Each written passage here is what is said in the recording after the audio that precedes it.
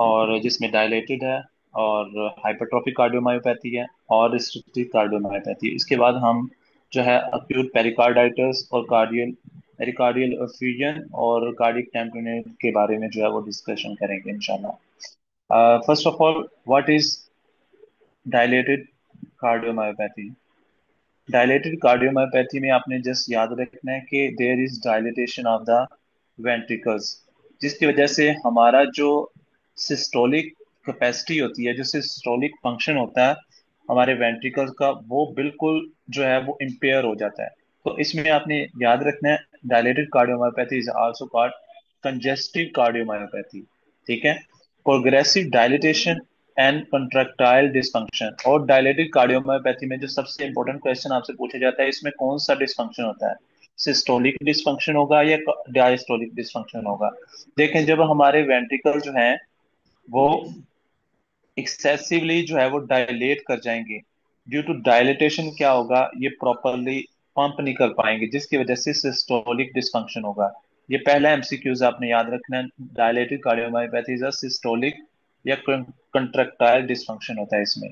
Next जो है ventricular mess increase होगा इसमें, but wall thickness is normal to reduce. जैसे देखें, हमारा ये वेंट्रिकल है, फॉर एग्जाम्पल ये लेफ्ट वेंट्रिकल है।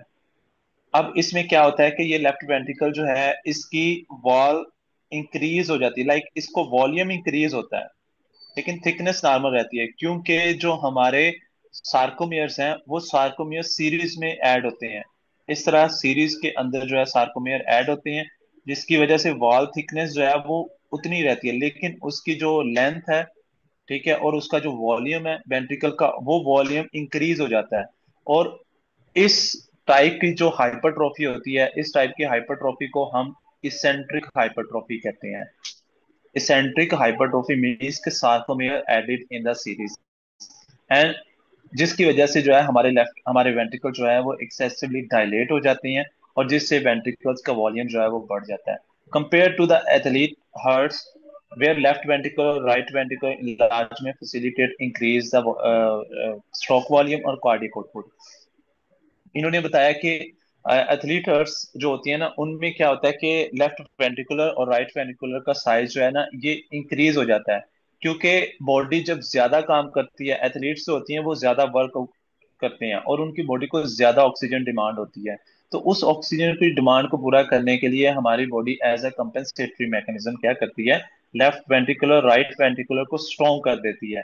और जिसकी वजह से एक तो स्ट्रोक वॉल्यूम इंक्रीज होता है, हमारे लेफ्ट और राइट वेंट्रिकुलर के जो मायोकार्डियम होती है, जो मसल्स होती हैं, वो स्ट्रोंग हो जाती हैं, ताकि जो बॉडी के अंदर जो डिमांड है ऑक्सीजन की, जो कार्डियक आउटपुट की डिमांड है, उसको कंप्लीट कर सकें। ठीक है।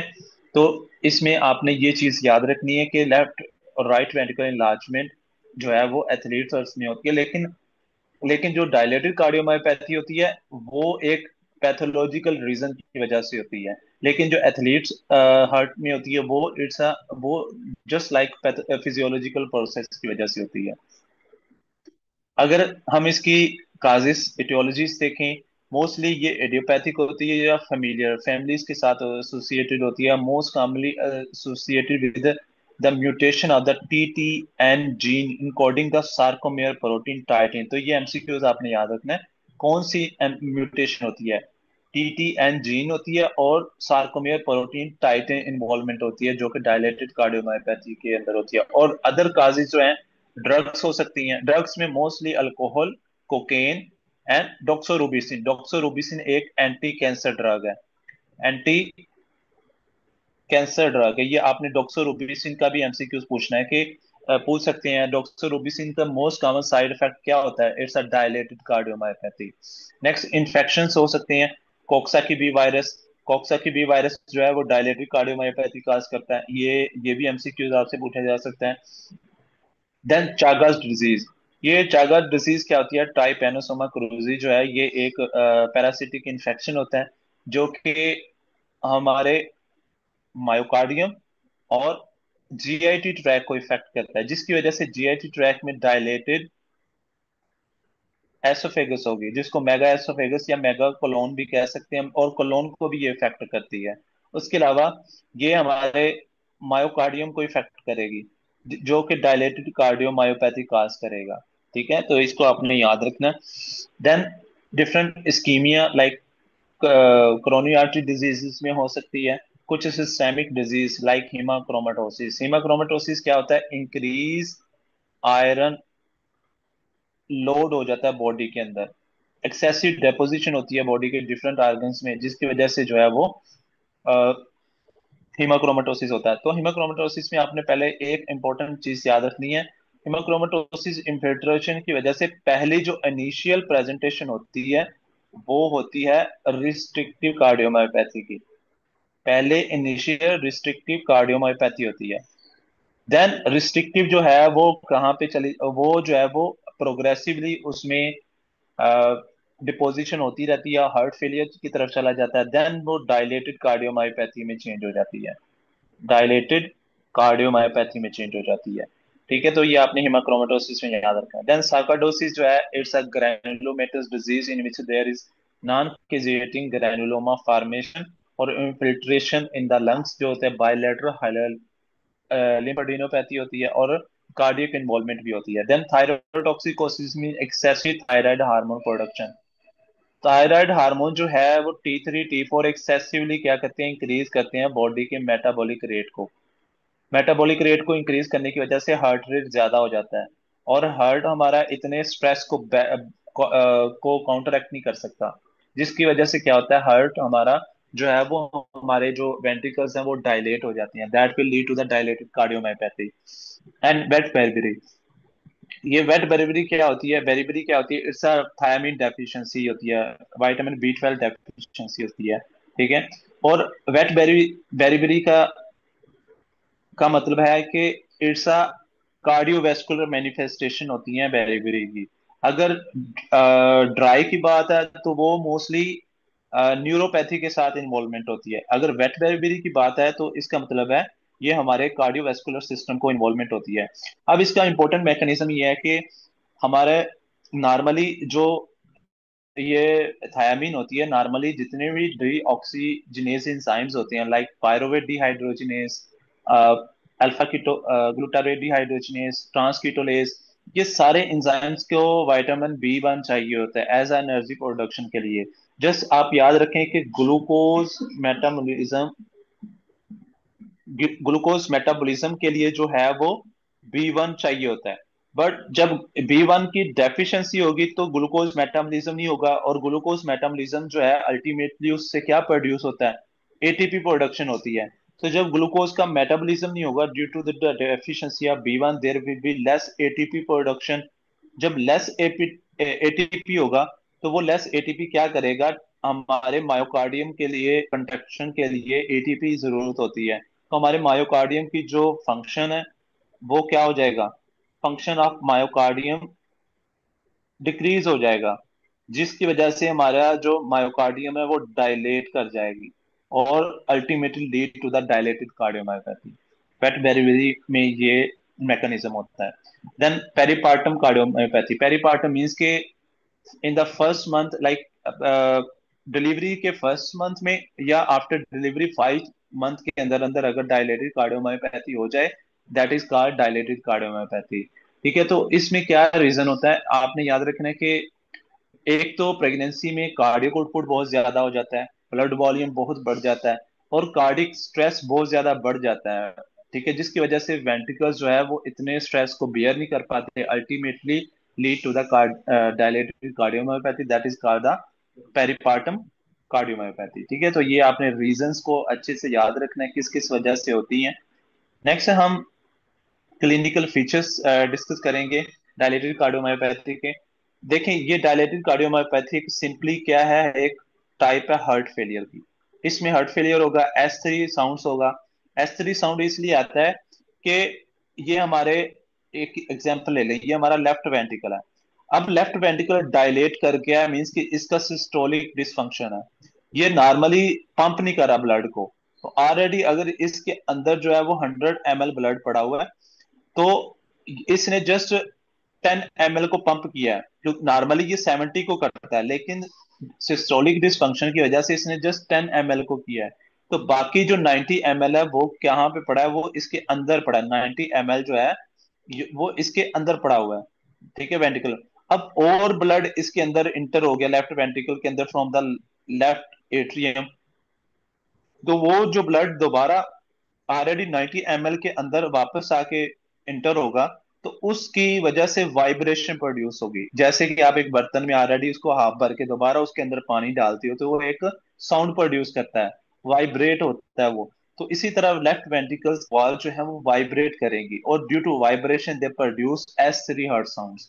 हमेशा आपने याद रखना है कि S3 हर्ट साउंड जो है वो किस में होता है, वो तब होता है जब फोर्सफुली ब्लड हमारा एट्रिया से वेंट्रिकल के अंदर रश हो, ठीक है, तो वाइब्रेशन प्रोड्यूस करता है, that will lead to the S reverse sound, most seen, commonly seen in the heart failure.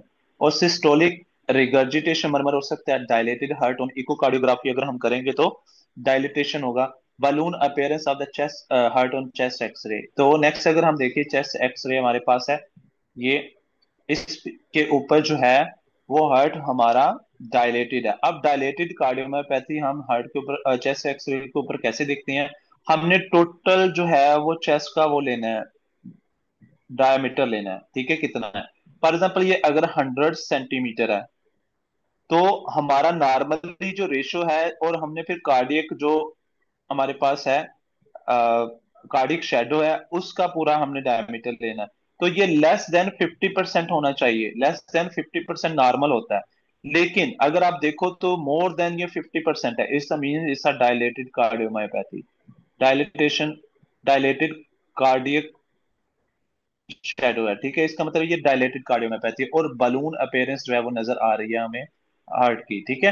तो ये आपने चीजें याद रख ली हैं। किस तरह हम एक्सरे के ऊपर देखते हैं, तो टोटल जो है अगर हमारे पास 100 सेंटीमीटर है टोटल, टोटल चेस्ट का, तो जो कार्डियक शेडो है हमारे पास वो लेस देन 50% होना चाहिए ऑफ द टोटल, ठीक है। लेकिन अगर 50% से ज्यादा हो जाए, तो इसका मतलब है कि वो डायलेटेड कार्डियोमायोपैथी है। देन डायग्नोस के लिए हम क्या करते हैं, चेस्ट एक्सरे करते हैं।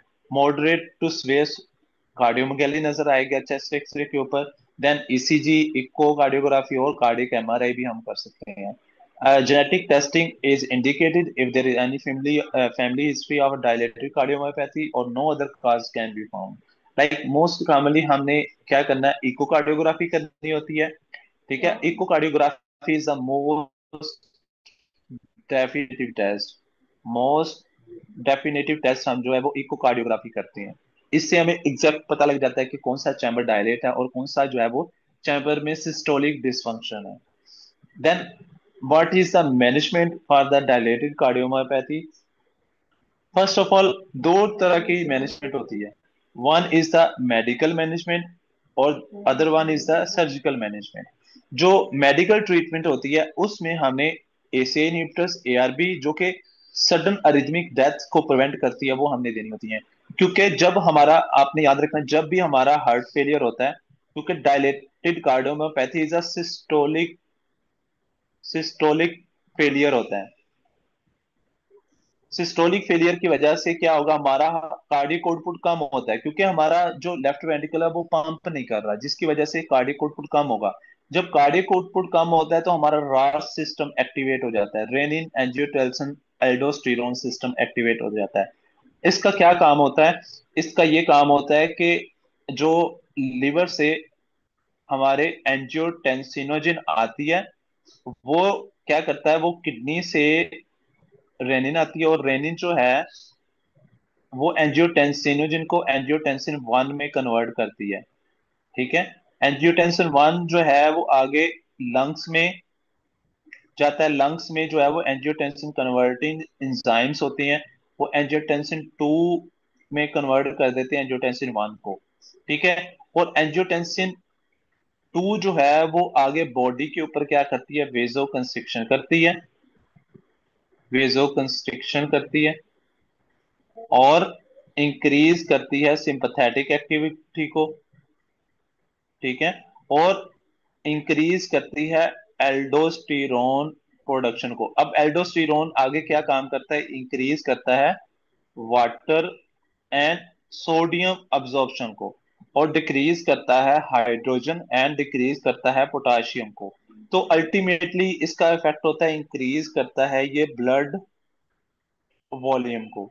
ठीक है। तो ये सारी चीजें मिलके, ये सारी ऊपर से वेजो कंस्ट्रिक्शन, ब्लड वॉल्यूम इंक्रीज, ये सारी चीजें मिलके हमारे हार्ट के ऊपर और स्ट्रेसफुल एनवायरनमेंट को क्रिएट करती हैं। ठीक है। अब हमने और हार्ट फेलियर की तरफ लेके जाती हैं। अब हमने ऐसी ड्रग देनी है जिससे ये स्ट्रेसफुल मैकेनिज्म या स्ट्रेसफुल इवेंट हमारे हार्ट के ऊपर कम हो जाएंगे, ताकि और फर्दर हार्ट फेलियर की तरफ ना जाए।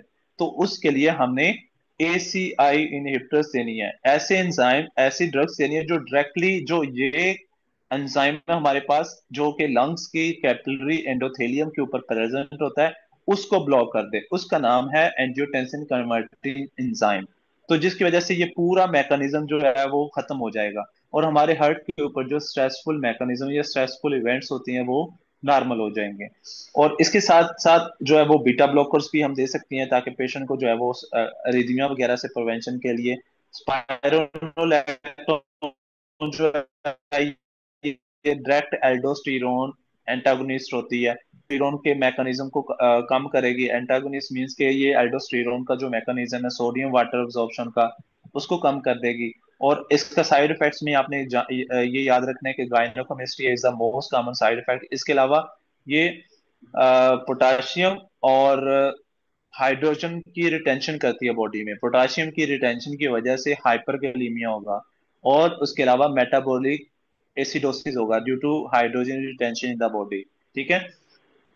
और इसके अलावा digoxin diuretics for symptomatic relief के लिए हम दे सकते हैं डायलेटेड कार्डियोमायोपैथी में। देन सर्जिकल ट्रीटमेंट के लिए फर्स्ट फर्स्ट जो ऑप्शन है हमारे पास वो biventricular pacemaker when the ejection fraction means के piece of like volume of the cardiac output जो कि 1 सेकंड के अंदर जो है वो हमारे वेंट्रिकल आउट करते हैं, उसको हम इजेक्शन फ्रैक्शन कहते हैं। तो हमने अगर हमारा इजेक्शन फ्रैक्शन लेस देन 35 है और QRS complex more than 120 means के जब भी QR कॉम्प्लेक्स ब्रॉडर होगा, मोर देन 120 मिली सेकंड का मतलब है कि ये ब्रॉडर है, और इसका मतलब है ये हार्ट फेलियर की तरफ जा रहा है। देन हमने बाई वेंट्रिकुलर पेस मेकर, ये इलेक्ट्रोड्स होते हैं जो कि हार्ट में हम पुश करते हैं, लगाते हैं, और हमारे हार्ट की मायोकार्डियल एक्टिविटी को ये मेंटेन करते हैं और हार्ट फेलियर से बचाते हैं। देन वेंट्रिकुलर असिस्ट डिवाइसेस हो सकती हैं, इम्प्लांटेबल कार्डियक डिफिब्रिलेटर हो सकती हैं, ताकि ये डिफिब्रिलेटर क्या करती हैं, ये अरिथमिया को, कार्डियक जो अरिथमिया होता है, ठीक है, इसको क्या करते हैं, इसको टर्मिनेट करते हैं, या इसको जो है वो चेंज करते हैं, इसको नॉर्मली साइनस रिदम में लेके आती हैं। Then cardiac transplantation is the definitive और फाइनल डायग्नोज। अगर आपसे कोई पूछे कि डायलेटेड कार्डियोमायोपैथी का what is the final and definitive diagnose, तो आपने सॉरी ट्रीटमेंट, तो आपने उसको बताना है कि उसमें कार्डियक ट्रांसप्लांटेशन करते हैं हम। ठीक है। बाकी सिम्टोमेटिक मैनेजमेंट के लिए हमारे पास मेडिकल ट्रीटमेंट है। ठीक है। जिसमें हम ACI, ARBs, beta blocker, स्पाइनो electron वगैरह हम जो है वो देते हैं पेशेंट को। तो ये हमारा डिस्कशन थी about the dilated cardiomyopathy. Next हम हाइपरट्रॉफिक कार्डियोमायोपैथी के बारे में डिस्कस करेंगे।